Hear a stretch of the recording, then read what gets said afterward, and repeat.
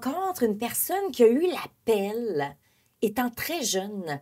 L'appel, tu sais, ici au Québec, un appel, c'est l'appel du cœur, l'appel de son métier, de sa profession éventuelle quand il sera adulte. Il voulait être, lui, bon, peut-être qu'il ne savait pas le mot, le terme, mais il est devenu ingénieur électrique. Mais tout jeune, il va nous parler de ça, là. Sa passion est arrivée très, très, très jeune. Puis c'est là, et il a poursuivi cette passion-là. Alors, c'est une personne du Cameroun qu'on rencontre aujourd'hui. Est-ce que toi, là, tu as eu un appel pour ce que tu voulais faire plus tard? Oui, déjà quand j'étais jeune, moi, l'appel du Québec, je l'ai eu grâce à Céline Dion. Oh, hein? Oui, Pour vrai? rock voisine. Oh my gosh. OK, ben là, on peut Hein? comprendre. Hein? Tu veux comprendre Ouais, pourquoi ouais, je ouais. suis arrivée ici? Je choisis rock voisine, non pas le pays, Ouais. je choisis rock voisine. C'est ça, hein? Oui, c'est ça que j'ai fait. J'ai choisi, puis c'était un rêve d'enfant, moi aussi, le Québec. Et puis, à un moment donné, on l'oublie avec notre jeunesse, notre parcours et tout. Puis c'est revenu. Ah oui! Oui, c'est revenu parce que j'ai eu, c'est ça, des recruteurs qui sont venus pour qu'on puisse étudier au Cégep au Québec. Puis là, j'ai vu une opportunité de relever le défi, mais aussi d'accomplir mon rêve. Donc, j'ai persévéré. Ah, ça, c'est génial. Ben, on va rencontrer une personne aujourd'hui du Cameroun qui a également persévéré pour réaliser son rêve, puis en même temps d'avoir des études de qualité pour y arriver. Alors, à tout de suite, on va rencontrer Simon qui est avec nous.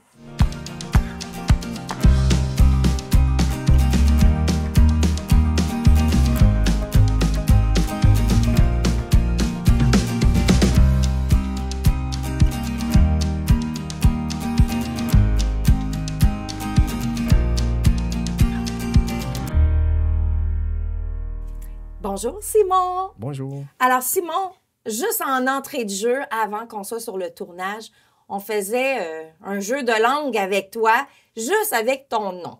Alors je vais réessayer de dire ton nom et dis-moi si ça va. Alors, Simon, ça va, hein?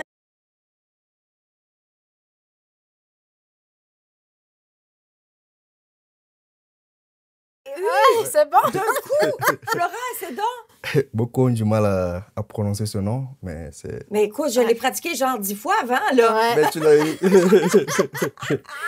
Moi, dis quoi, chop créo? C'est bon? À force de forcer, on devient forgeron. Ça, c'est bon, la bonne expression. Alors, tu es devenu forgeron, toi, mais pas forgeron, mais plutôt ingénieur électrique.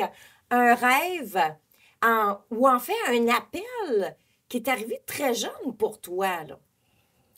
Oui, je dirais c'est un rêve avant que je ne sois, mais là, c'est devenu une réalité, comme on le dit. Donc, l'histoire que je deviens ce que je suis, c'est moi, dès mon bas âge, j'ai été forgé par mon papa parce que moi aussi, j'aimais, disons, toucher à des petites choses, de l'électronique, les montres. Donc, quand j'étais tout jeune, moi, les montres ordinaires, je les prenais, j'enlevais, j'ai changé les batteries. Donc, ça a vraiment impressionné mon papa. Du coup, après mon primaire, il m'a orienté pour faire la technique. Et oui. donc, c'est de là que ça a commencé. OK. Donc, je dirais, j'ai commencé comme électricien. Donc, disons, je fais ce que j'aimais à la base dans l'électricité. Mais là, toi, tu viens du Cameroun. Est-ce que tu viens d'un petit village ou de grande ville au Cameroun? Je dirais, pour centrer l'histoire, le Cameroun, ça a une superficie de 475 000 km². Donc, c'est réparti en 10 provinces ou 10 régions, qu'on peut dire. OK. Donc, moi, je viens d'une des 10, c'est-à-dire du nord du Cameroun, c'est-à-dire à Garoua. À Garoua. Exact. OK. Ça, Garoua, on prend, c'est quoi? C'est une ville? C'est une ville, c'est-à-dire les 10 sont des villes. OK. Donc, c'est une ville comme tous les autres. Une ville comme tous les autres. Aussi grand que Montréal, là, parce que c'est quand même grand, là, le Cameroun, là, puis il y a des places où c'est très gros. Non, c'est pas si grand que Montréal, là où je sors, mais il y a des villes, comme je dirais, d'autres villes qui sont plus, disons, l'agglomération, et c'est des grandes villes, comme je prends l'exemple de Douala, là où Yaoundé, c'est des très grosses villes. Donc, pas très similaire à Montréal, mais c'est proche. C'est proche. Exact. Donc là, ton père t'initie, découvre que tu aimes ce côté-là, donc t'arranger des montres. Mais tu sais, des montres, on parle que c'est quand même petit, là, tout ça. Est-ce que ton père t'avait acheté l'équipement, les instruments nécessaires pour pouvoir travailler, puis, tu sais, défaire, puis refaire les montres? Bon, en fait, c'est pas dans ce sens, mais moi, j'avais plus la curiosité, c'est-à-dire de toucher aux petits équipements, tout ce qui est électronique, électricité. Donc, j'aimais, en fait, je voulais découvrir quelque chose, comment est-ce que ces choses fonctionnent, parce que la montre, comment est-ce que l'afficheur, tout ça, là, c'est... Donc, j'étais curieux et du coup, je cherchais donc à les ouvrir, à voir ce qu'il y a à l'intérieur. Donc, c'est de là que ça a commencé. OK. Ouais. Ça, c'est intéressant, ça. Exact. Parce qu'on n'a pas tous ce côté-là de curiosité, de vouloir apprendre comment est-ce que ça c'est fait. Tu sais, l'électricité, là, pour la plupart des gens, c'est que t'as l'interrupteur, voilà. C'est tu rouvres puis tu fermes. C'est tout. C'est ce qu'on veut savoir. Oui. Mais toi, tu voulais aller au fond des choses. Exactement. Donc, c'est ça, comme je l'ai dit tantôt. Après mon primaire, donc, j'ai continué dans la technique. Là, on va expliquer quelque chose. Le primaire, pour toi, dans ton pays, c'est quoi? Est-ce que c'est la même chose qu'ici? Le primaire, c'est de la première année à la 6e année en tant qu'enfant? Est-ce que c'est ça? Exactement, c'est ça. C'est la même chose? OK. C'est de la première année à la 6e année. Après, tu pars au secondaire. OK. Donc, c'est ça. Après mon primaire, je suis allé, disons, au secondaire. C'est là-bas que j'ai continué avec la technique, avec l'électricité. Ah oui, déjà? Au secondaire? Ouais, ah oui? Au secondaire. Donc, après le secondaire, c'est l'université, aussi la technique, l'électricité, évidemment. Wow! Donc, j'ai travaillé un peu, dans 2 ou 3 ans, je dirais. Après, je voulais plus, disons, être universel parce que en Afrique, c'est plus les normes européennes et plus approfondir aussi l'électricité. Donc, je suis passé via un de mes frères, un cousin qui lui, il étudiait à Rouen, il faisait son PhD. Donc, c'est lui qui m'a encouragé que je peux venir. Ah oui! Donc, j'ai suivi son conseil et je me suis retrouvé au Québec. Est-ce que avant que ton cousin t'en parle, est-ce que tu connaissais le Québec? Oui, je connaissais le Québec. Tu sais, l'Internet, c'est l'univers. Oui. On découvre tout. Donc, je connaissais déjà, j'avais déjà une idée, même la localité. Je suis allé chercher sur l'Internet les climats et consorts, tout ça. Donc, j'étais un peu averti. OK. Fait que donc, une personne très informée, hein? Curieux de nature.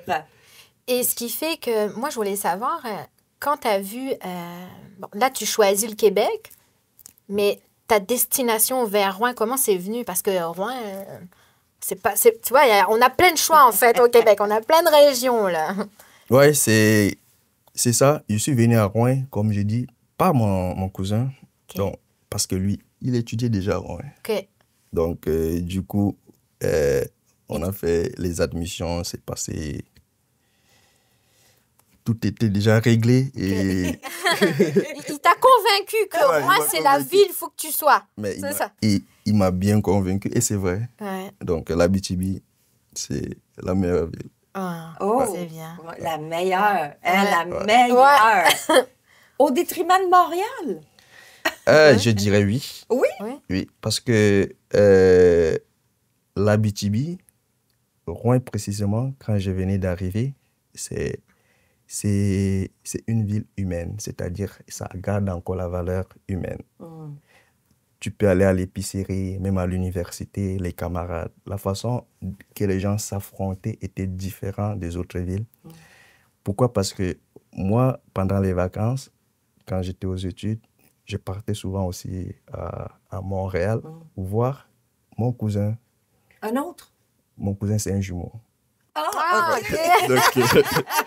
Donc, je partais voir son deuxième frère qui est à Montréal. Donc, c'est que j'ai vécu là-bas. Donc, après avoir vécu peut-être 2 ou 3 sessions en Abitibi, à Rouen, plus précisément, quand je pars à Montréal, je me disais que c'est la même ambiance, mais non. Donc, les gens ne sont plus comme en Abitibi. Fait que le côté humain, toi, c'est lui qui t'a attiré. Oui. Parce que j'imagine que dans ton coin de pays où tu es originaire, parce que ton pays, c'est aussi le Canada. Exact. Donc, dans ce coin de pays-là, j'imagine que le côté humanitaire est très développé. Oui, exactement. C'est parce que ça part vraiment en phase avec mes valeurs. Que quand je dis valeurs, c'est ce que je vivais là-bas. C'est-à-dire on avait un côté humain qui était vraiment solide. Donc, du coup, j'ai retrouvé ça dans en Abitibi. Et versus Montréal qui ne cadre pas un peu avec ce que j'ai vécu aussi de l'autre côté dans mon pays. Donc, du coup, l'Abitibi a été vraiment une terre qui m'a beaucoup attiré. Et après, j'ai voulu rester en Abitibi. Pour donner à l'Abitibi ce que l'Abitibi m'a donné. Wow! Un échange. Mais là, il s'est passé toute une aventure, par exemple, dans tes études. Parce que c'est beau venir étudier, mais ça prend quand même de l'argent. Ça prend de l'argent pour étudier. C'est pas gratuité, c'est pas tout n'est pas gratuit.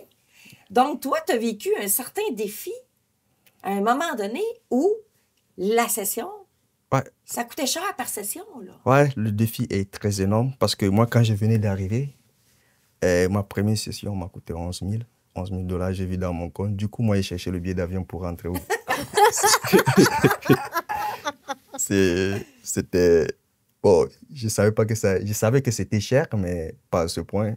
Oui. Donc... Mais tu avais déjà l'argent pour faire cette session-ci? Oui. Oui, Oui. OK. Oui, mais pas jusqu'à 11 000, là. C'est 11 000 m'a surpris quand même. Quand même. Mais j'ai eu des très bons amis, comme j'ai dit. J'ai eu des très bons amis, des très bons camarades qui m'ont vraiment aidé, qui m'ont soutenu, que ça va aller. Donc, ils m'ont encouragé. Tu vas t'en sortir. OK. Du coup, j'ai eu le moral. Fait que là, tu as trouvé des solutions Exactement. pour pouvoir poursuivre tes études. Quelles ont été ces solutions?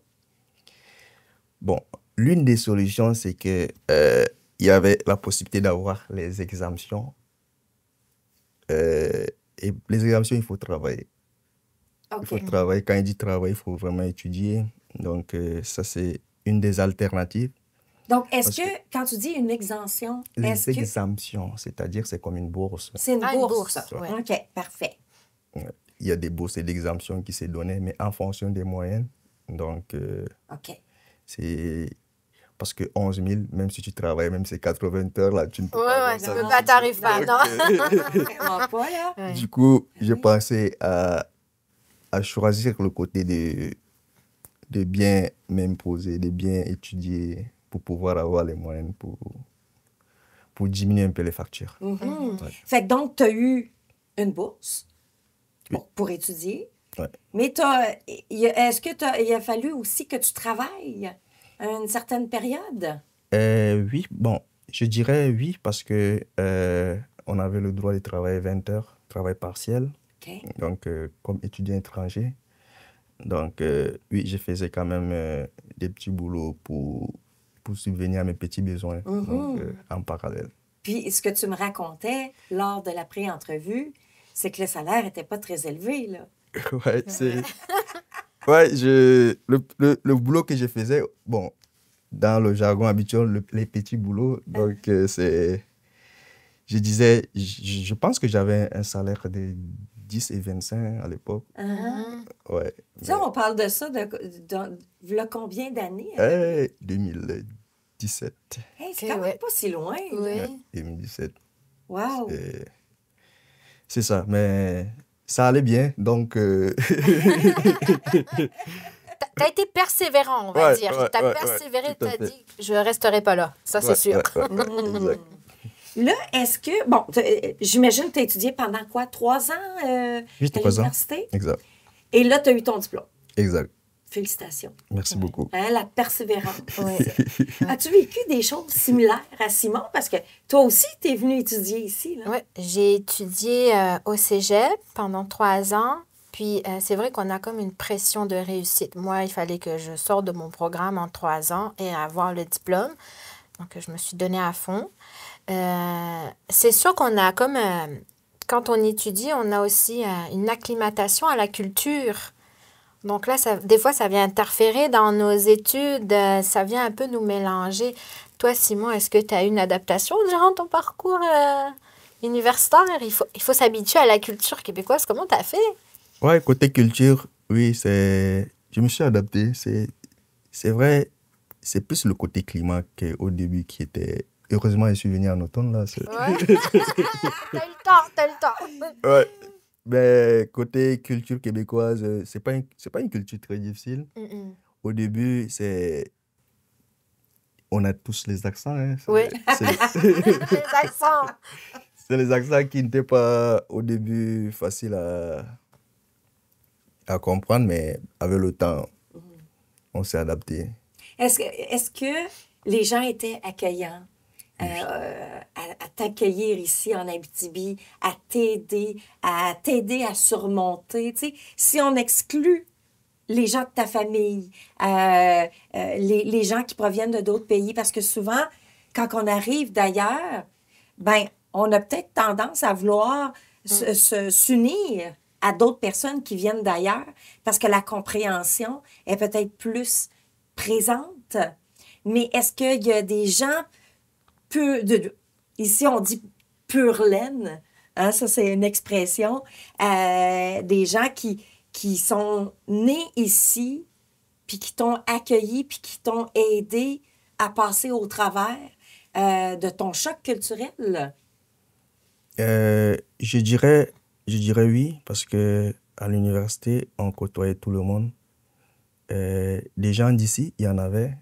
Donc, comme j'ai dit, c'est une terre vraiment naturellement humaine. Donc, il y a vraiment du symbiose, on s'entendait avec les camarades.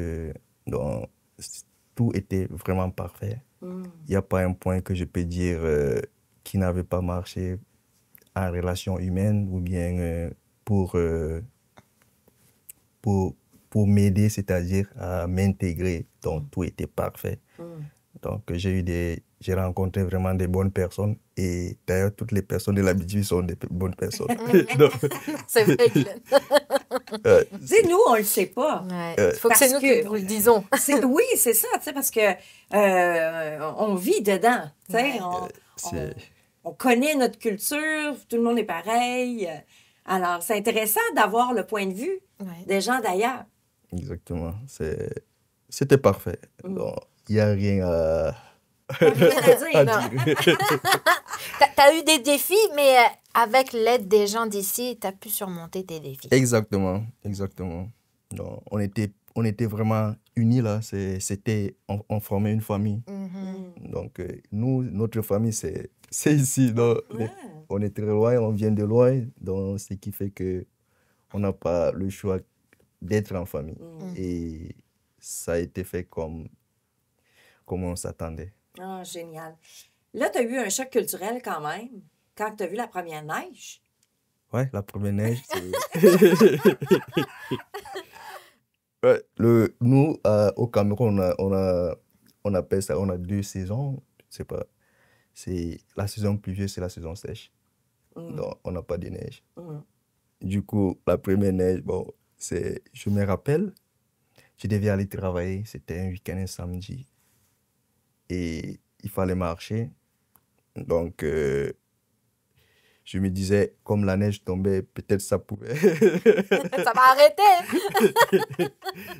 Peut-être c'est pas bon pour le climat, pour le corps et autres. Donc, mais. Tu t'es dit, je sors pas dehors. Et je ne suis pas sorti. T'as eu peur d'être Ouais. congelé. Exactement. Je ne suis pas sorti, mais j'ai appelé pour dire que, bon, il neigeait. Ce n'est pas une bonne excuse, là. Là, je ne peux pas le faire. Plus maintenant. Tu l'as fait une Non, fois. non. Ouais. C'était très drôle, là, mais Mais qu'est-ce que ton patron a dit à ce moment-là? T'as dit, je ne sors pas parce je pense qu'il que j'ai neige. perdu l'emploi. Oh! Il n'a pas Parce que- compris que... Non, ouais, Ouais. j'avais perdu. Ah non. Mais c'est vrai, si la personne ne sait pas aussi, je le comprends aussi, là. Parce que dire tu ne sors pas parce qu'il neige, ça n'a pas de... Oui, mais en même temps, tu sais, tu viens d'ailleurs, c'est Ouais. ta première neige. Il faut avoir une certaine compréhension face à ça. Puis, Là, je on le aurait dis... pu t'envoyer un véhicule Ouais. et dire, OK, rentre dans le véhicule. viens-t'en. Peut-être avec ce que j'ai dit, la personne a compris quand même que je venais d'arriver. Mais sinon, pour quelqu'un qui n'est pas averti que je viens d'arriver au Québec et il ne peut pas comprendre, là, parce que c'est comme si... C'est drôle, en fait. Je ne veux pas employer le mot, là, mais c'est comme si c'est un peu insultant de dire que tu ne sors pas parce qu'il y a la neige. Que... Si tu ne sais pas. Oui. Mais Donc, tu sais, moi, je sais pas, mais ça OK, j'aurais posé peut-être plus de questions pour savoir, OK, pourquoi tu veux pas sortir parce qu'il neige. Moi, j'ai déjà entendu, je rentrerai pas aujourd'hui travailler parce que je m'en vais me faire couper les cheveux. J'ai déjà entendu ça. Ouais. Ça, c'était une excuse. Mais il y a d'autres excuses aussi où, ma grand-mère est décédée, mais la grand-mère est décédée souvent. Ouais. mais Ça, c'est comme des excuses qui est bizarre un peu. ça dépend de l'employeur. Hein. Ouais.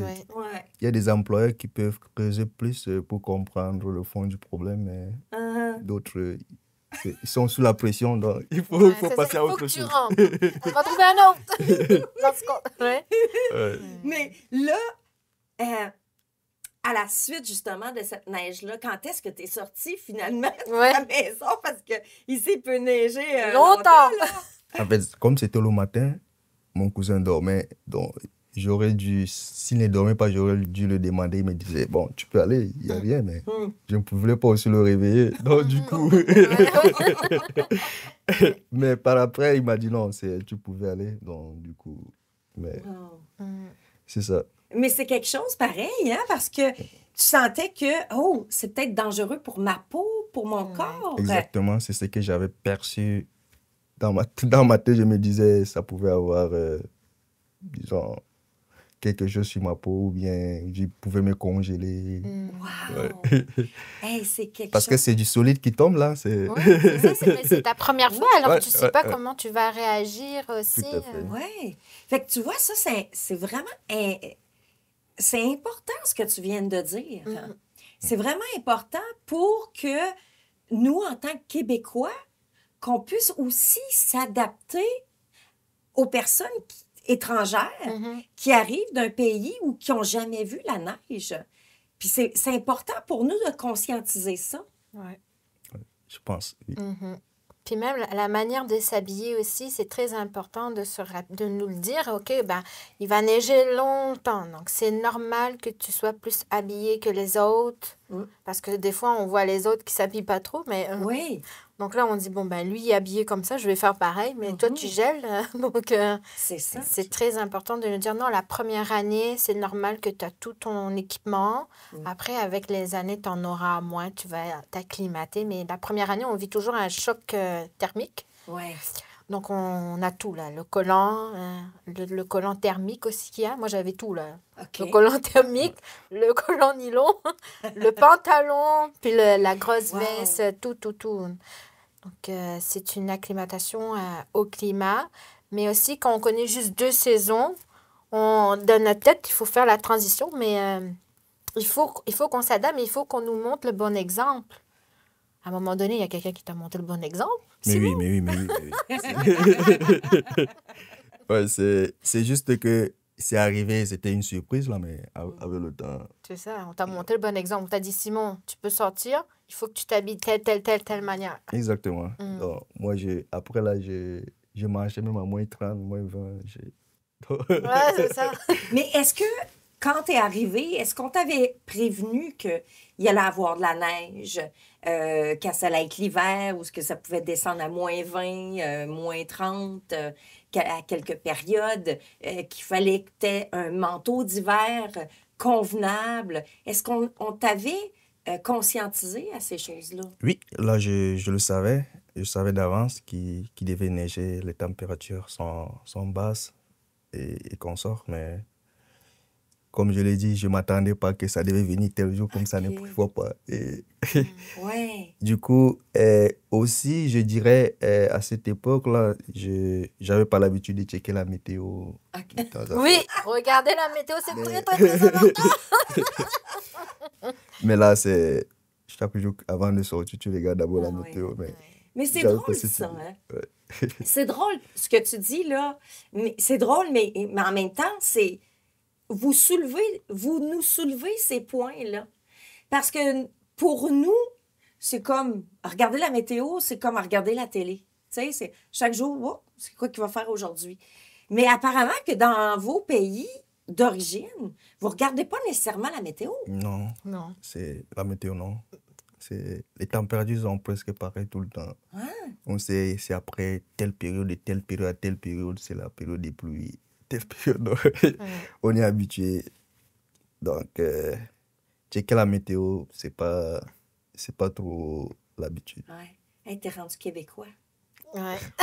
c'est Checker la météo. Euh, Ça va bien, là. Oui. Ça va bien. Et justement, on va faire une pause, Simon et Flora. Puis après ça, là, on va aller checker un jeu.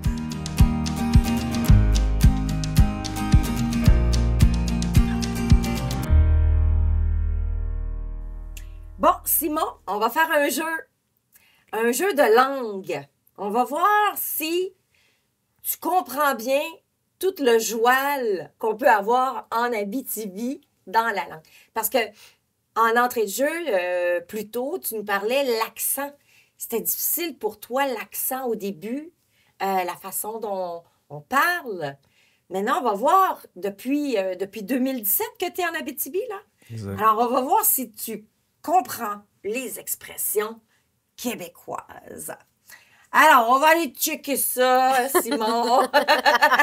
Je vais m'en sortir. Oui, Parce que moi, je regarde le tête à claque. Hein. Même les émissions. on va voir ça. Je te mets au défi. Non, je vais m'en sortir. Oh, oui. Ouais. C'est sûr. OK. Alors, tu peux piger. Ouais, je pense que ce voilà, c'est Et tu lis. Poppy. Pas pire. Ouais, pas pire. Pas pire. Qu'est-ce que ça veut dire? Qu'est-ce que ça voudrait dire? Pas pire, c'est pas pire. C'est-à-dire, c'est pas grave. Ah, OK. Ouais. OK. Bon. OK. On va essayer d'aller en chercher un plus dur. Ouais. Là, je suis déçue, là. Je pensais t'avoir, moi, là. Lâcher son fou. OK. C'est-à-dire s'amuser à fond. Ouais, il est trop bon. Wow, t'es vraiment trop bon, Ouais. là. T'es trop bon, Ouais, là. on t'a- Allez. Les têtes à claque ont bien fait Oui. leur travail. On pourra les remercier. Je capote. On dit, nous, ici, je capote. Je capote. Exact. Je capote. Tu capoterais pourquoi? C'est, comment dirais-je, c'est quelque chose d'étrange ou bien quelque chose que tu envie, c'est-à-dire, comment je peux l'expliquer? Je peux te donner une expression. Je capote ma vie. J'aime ma vie. Ouais. Et ça pourrait dire, je capote ma vie. Ça veut dire qu'il s'est passé quelque chose, une expérience tellement positive là, que je capote. Là. Ouais, Je suis c'est du positif. excitée. Là. Exact. C'est positif. Ouais, c'est... Ah, il sait tout. Ouais. Il sait tout. Il rend du très, très bon. Mais toi, t'es plus qu'un Québécois, là. Ouais. T'es tête à claque. Ouais. On t'en fait un dernier. J'aimerais ça. Je pense que je vais le piger, là. Attends, je vais regarder, là. Qu'est-ce qui est... Ah, attends un peu. Trouve un défi, Guylaine. Ouais, c'est ça. Je vais trouver un défi, là. Ah, peut-être celle-là. Tiens.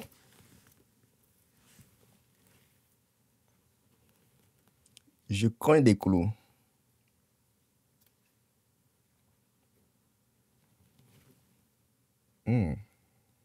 Je cogne des clous.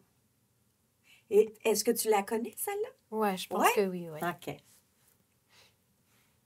Dans quel Ça fait- contexte qu'on dirait Ouais, ça? c'est dans les contextes, mais il faut trouver maintenant dans quel contexte. On va-tu t'avoir, là? C'est Non, vous m'avez eu. Bon, on va t'apprendre quelque chose aujourd'hui. Je cogne des clous, c'est ceci. Ah, c'est du somnol. Oui! Oui. J'ai le goût de dormir, là. Je C'est ça. cogne des clous, là. Ah. Ouais. C'est tellement fort. Tu sais, quand tu cognes des clous, là, en construction, ça fait bang, bang, bang. Et là, Avec la tête. c'est ce que ça veut dire. Bon, yes, on t'a eu. Ouais, oui, Alors, oui. t'es revenu à 100% québécois, là. T'es Mais- à 110, là. Ouais. là. Tu vas rester avec nous pour apprendre plus. C'est sûr. Ah, ben génial. Ben, hey, bravo, vraiment. Merci. Tu t'es très bien débrouillé dans la langue québécoise jouale. Oui. Parce que, tu sais, ici au Québec, on raccourcit aussi les mots, hein. T'as-tu commencé à raccourcir des mots? Mais oui, on le fait tout le temps. Disons, c'est naturel. On est rendu qu'on les applique. Tu les appliques, hein? Ouais, Parce que tu les entends, puis après ça, tu les mets en application. exactement. Ah. Toi, est-ce que tu le fais? Raccourcis-tu les mots? Oui, je raccourcis les mots. Puis ça devient naturel. On l'entend tellement souvent que pour se faire comprendre et aussi pour fonctionner avec les autres, parce qu'on veut fonctionner avec les autres, donc on se donne les moyens d'utiliser les mêmes termes pour avoir une meilleure entraide ensemble. C'est ça qu'on fait. Puis on n'oublie pas notre culture. Ça, c'est sûr et certain. Ouais, C'est exact. Je pense que la nature, ça forge, hein, comme je le dis. Donc, le fait qu'on vit avec ces mots au quotidien, ce qui fait que même si on se retrouve parmi les siens, on a tendance toujours à s'exprimer de la même façon. Donc, c'est ça. On perd un peu certaines habitudes ou bien certaines façons de communiquer qu'on avait avant. Et du coup, on communique en québécois. Oui. Quand tu es arrivé ici, est-ce que les Québécois avaient de la difficulté à te comprendre ou ça allait bien quand même? Oui, je dirais oui. Parce que, comme je dis, c'est les accents diffèrent. Ouais. Même entre nous, les Africains, chaque pays a son accent. Oui. Et c'est quelque chose qu'on doit comprendre. Donc, les différences, c'est partout. Du coup, moi, quand je parle, bon, peut-être mon accent ne permet pas à ce qu'un Québécois puisse dénicher ce que je dis ou bien détecter mes mots. Parce que vous avez, tu sais, ton côté, mais ton côté aussi, tout est relatif à la France, hein, tu sais, à l'Europe. Votre langage est beaucoup plus français. Quand vous parlez, vous avez un langage qui est un français plus international, tu sais, ça parle bien. Et vous avez des expressions également qui font en sorte que, tu sais, comme du coup. Ouais. Ouais, on aime bien dire du coup. Hein? Du coup, est très, très français, là, ce côté-là. Fait que j'imagine que ça déteint, hein? L'Europe déteint sur l'Afrique un peu, au niveau de la langue. Oui, ça c'est sûr. Parce que le Cameroun, on a été colonisé par Par les Français. par les Français. Du coup, c'est comme si on utilise presque les mêmes expressions. Nous aussi, on a été colonisés. Et par les l'Afrique Français. l'Afrique est plus collée à la France qu'à l'Amérique Ouais, aussi. c'est ça. Donc, C'est ça. Nous, c'est pour ça, on s'est éloignés. Fait que donc, on a écrit notre langue. On a décidé qu'on voulait parler vite. Ouais.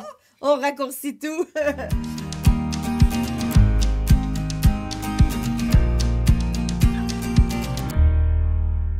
Simon, toi, tu as étudié ici comme ingénieur électrique.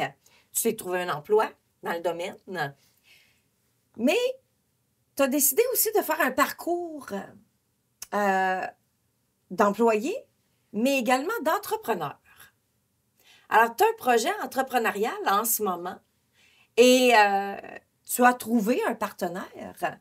Alors, raconte-moi tout ce parcours-là. Qu'est-ce qui t'a amené à devenir également entrepreneur?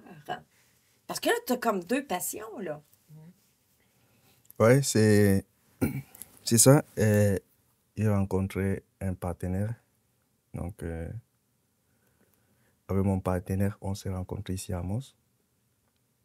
Et on s'est rendu qu'on avait, disons, les mêmes envies. C'est-à-dire de devenir des entrepreneurs, si je peux le dire. Donc, la façon dont on s'est rencontrés, c'est via un de ses compatriotes. Quand je dis compatriote, c'est du même pays que lui. OK. Donc, Et lui, donc, il venait pas du Cameroun? Non, il ne ce vient pas du partenaire. Cameroun. Il vient d'où? Il vient du Burkina Faso. Du Burkina Faso. Ouais. Qu'est-ce qui vous a amené par ces deux pays à dire, hey, Lui, ça marche, nous deux, là? Ouais, c'est lui, le Burkina Faso, c'est dans l'Afrique de l'Ouest. Moi, je suis en Afrique centrale. Donc, c'est pas... Mais ça reste que c'est l'Afrique, là. Donc, on n'est pas du tout collés. Les deux pays ne sont pas collés. Mais comme je l'ai dit, c'est les valeurs qu'on avait ensemble. Parce que avoir son partenaire, il faut qu'il y ait quand même quelques, disons, connexions, si je peux le dire. Quelques ententes. Oui, puis la culture, est-ce qu'elle est différente ou est similaire à la tienne? Oui, la culture burkinabé, je dirais, c'est similaire à ma culture. Similaire? Ah, OK. Parce que c'est la raison pour laquelle on est ensemble. Ouais. Donc, c'est ça. Comme je le disais, donc, j'avais transporté un de ses compatriotes de Val d'Or à... Je sortais de Montréal, mais je l'ai transporté de Val d'Or à Mons. OK. Ouais, on s'est changé seulement dans la voiture. Du coup, il m'a dit qu'il a un de ses frères. Tellement qu'on parlait comme si on se connaissait. Donc, il m'a mis en contact avec Thierry.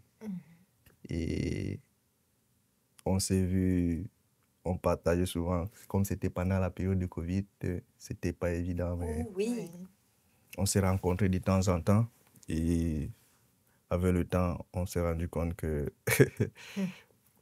on peut fonctionner ensemble. Vous étiez des frères, là. Ouais, on est rendus des frères. Ouais, OK, vous êtes rendus des frères. Donc, vous n'étiez pas encore... il y a eu des petits ajustements, là. Exactement. Mais qu'est-ce qui vous a amené? Parce que lui, il n'est pas dans le même métier que toi. Il fait d'autres choses dans la vie. Oui.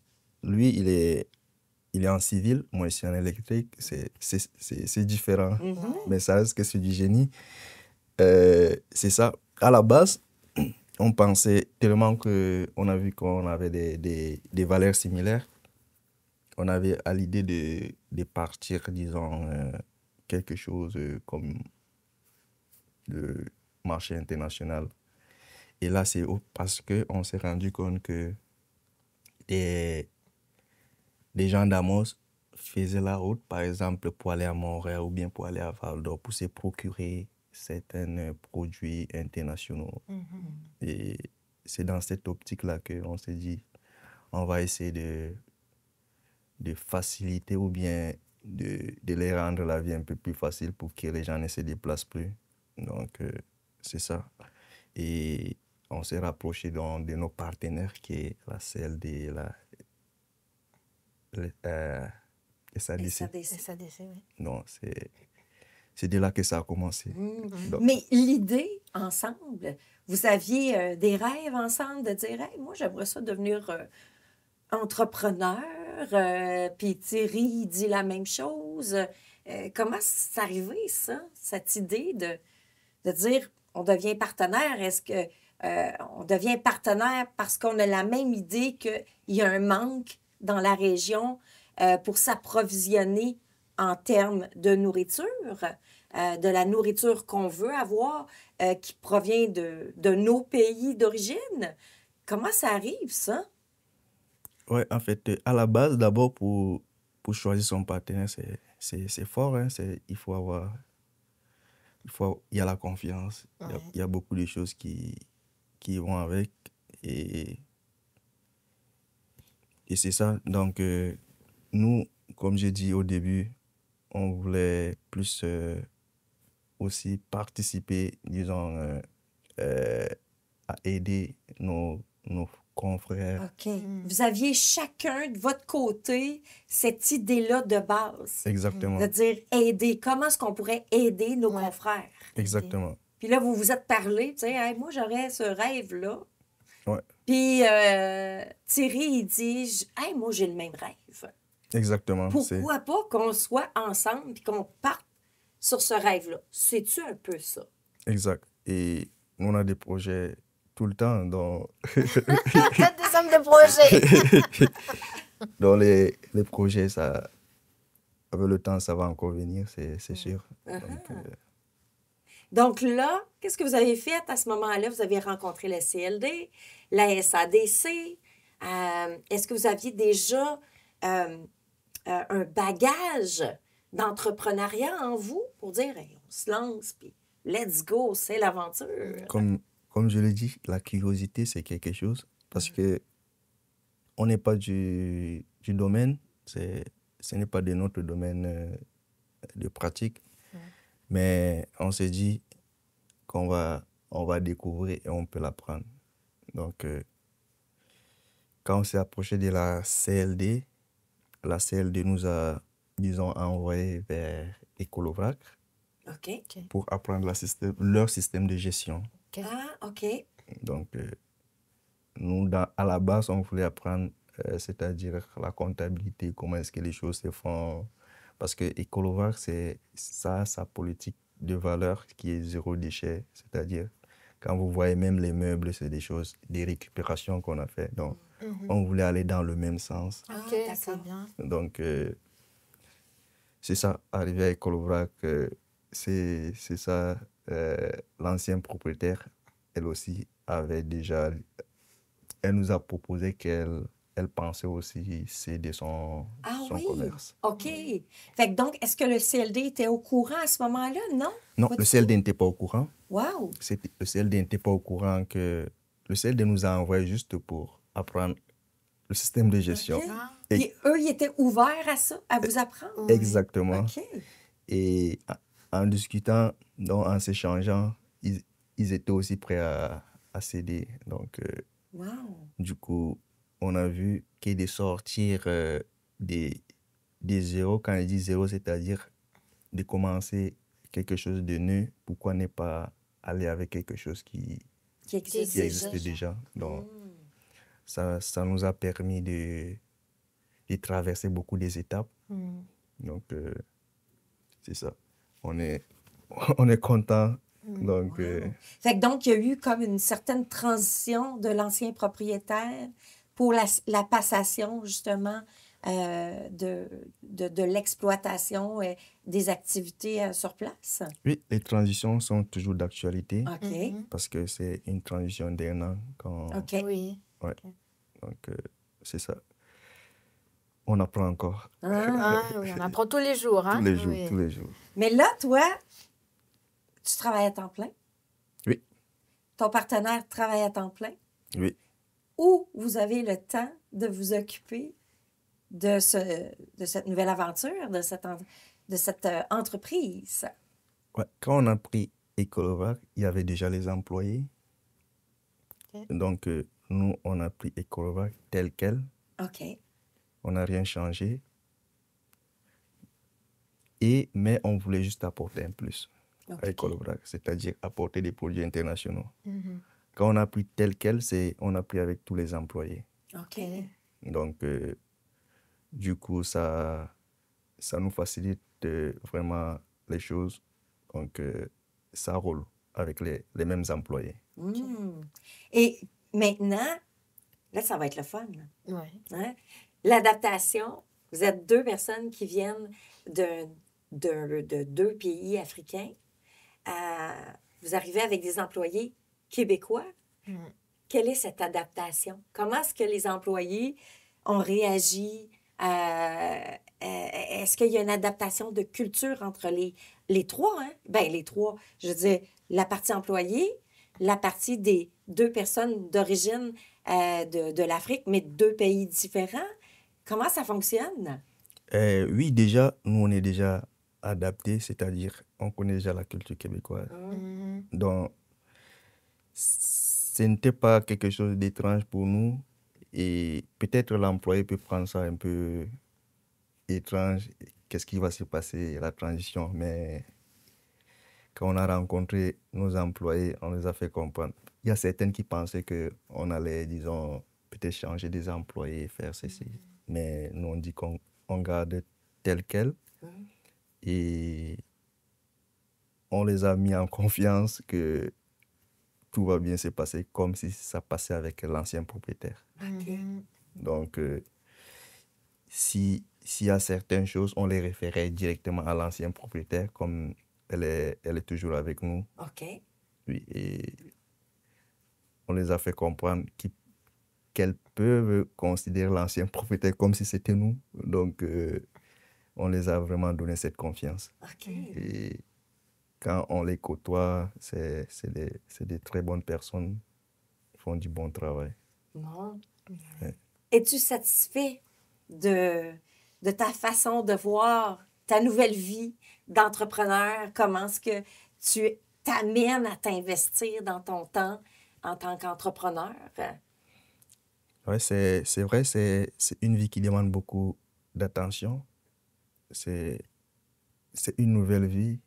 Donc là, avant moi, j'avais, disons, du temps libre. Ouais, là, t'as plus de temps libre. Là, il n'y a plus du temps, donc il faut organiser sa semaine après le travail principal. Donc, penser à faire des commandes, de la comptabilité. Donc, Avoir plus de logistique exact, dans ta vie, là. tout à fait. Ça remplit la semaine, disons. Moi, je voulais savoir, quand tu dis à tes parents au jour d'aujourd'hui où est-ce que tu es rendu, est-ce qu'ils te disent « Ah, mon fils, je suis fier de toi ». Hein? Il y a une fierté nationale. Oui, Tu représentes le Cameroun dans une région éloignée. oui, les parents sont toujours contents.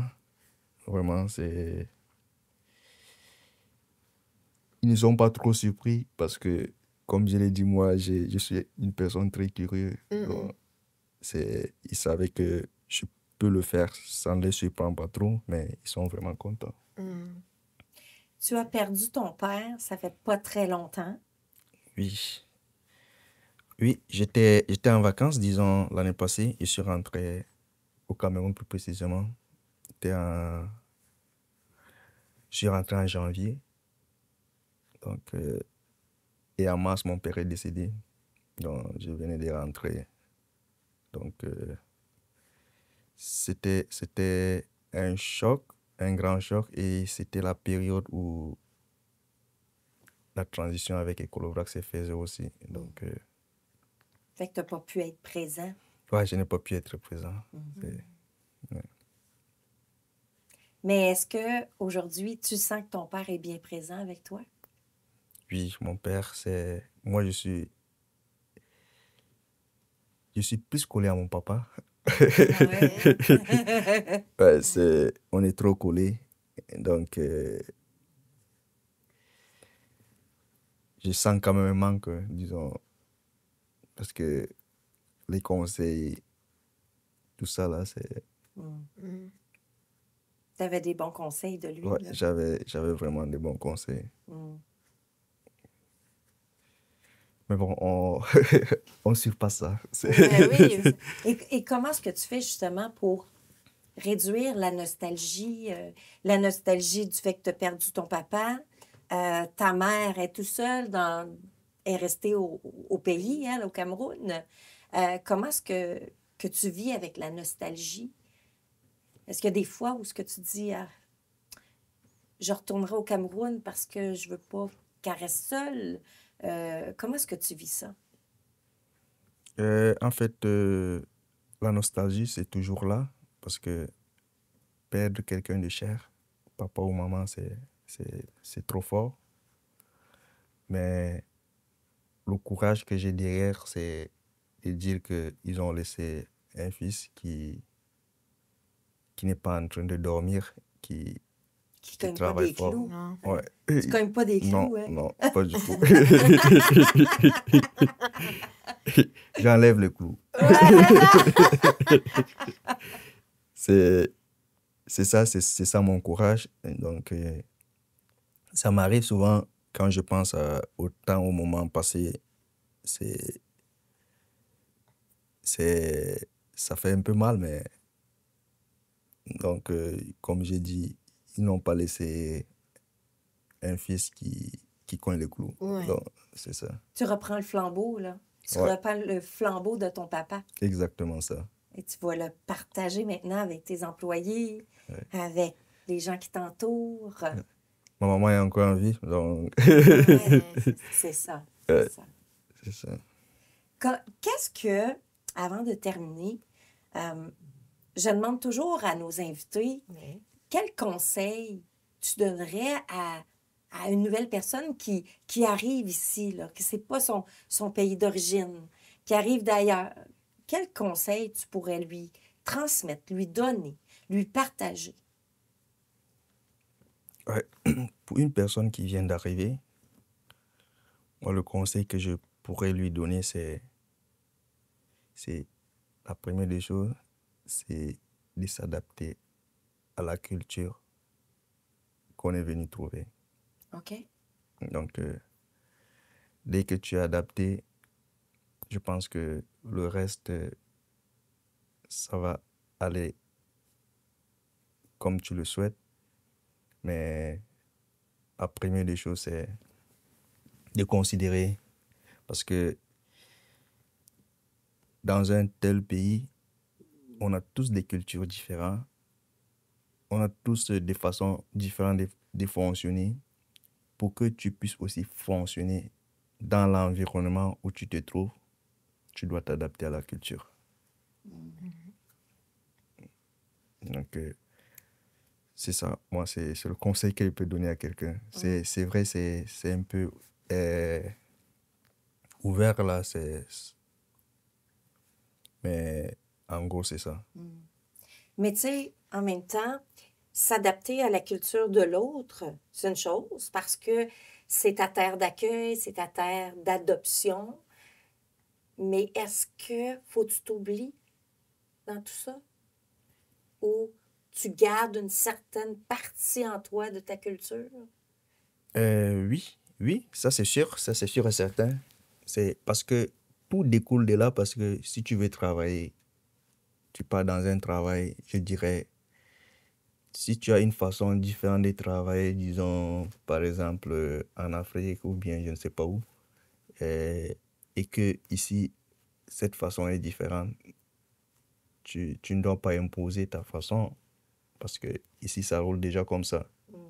Mais comme je dis, on a toujours des parties positives de l'autre qui est négatif chez l'autre, mais on ne s'oublie pas, parce que même chez nous, il y a aussi des bonnes valeurs qui sont là, mais on prend les bons, les mauvais, on les laisse. Donc, pour construire une personne. Fait, dans le fond, tu prends ta culture, la culture d'ici. Exactement. T'en fais une. Exact. C'est beau ce que tu viens de dire. Ouais. C'est très beau. T'es une très belle personne. Merci beaucoup.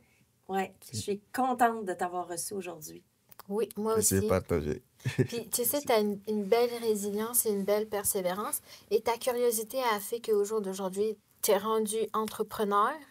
Puis aussi, tu as ton travail. Puis tu t'adaptes aussi à ton environnement. Puis plus tu es ouvert, plus les gens viennent vers toi. Donc, c'est ça qui est bien. Puis tu nous partages ta réalité de ton pays. Mais les gens d'ici vont aussi partager leur réalité. Puis pour faire tout ça ensemble. Ouais, exactement. Parce que ton partage, tu sais que ton partage à toi nous apporte beaucoup à nous. Fait que continue de partager. Merci. Merci beaucoup Je vais le d'avoir faire été là. davantage. Merci. Yes. Merci Flora. Merci, Guylaine.